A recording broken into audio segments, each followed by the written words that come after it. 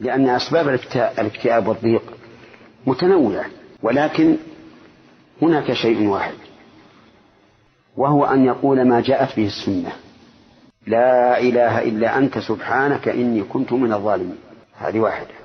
الثاني أن يقرأ حديث ابن مسعود رضي الله عنه: اللهم أني عبدك ابن عبدك ابن أمتك ناصيتي بيدك ماض في حكمك عدل في قضاؤك أسألك اللهم بكل اسم هو لك سميت به نفسك أو أنزلته في كتابك أو علمته أحد من خلقك أو استأثرت به في علم الغيب عندك أن تجعل القرآن العظيم ربيع قلبي ونور صدري وجلاء حزني وذهاب همي وغمي. فإن هذا من الأدوية الناجعة المفيدة.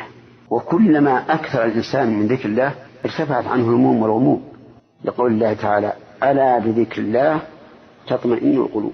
وينبغي للإنسان أن يكثر من الأوراد ثابتة عن النبي صلى الله عليه وعلى آله وسلم في الصباح والمساء.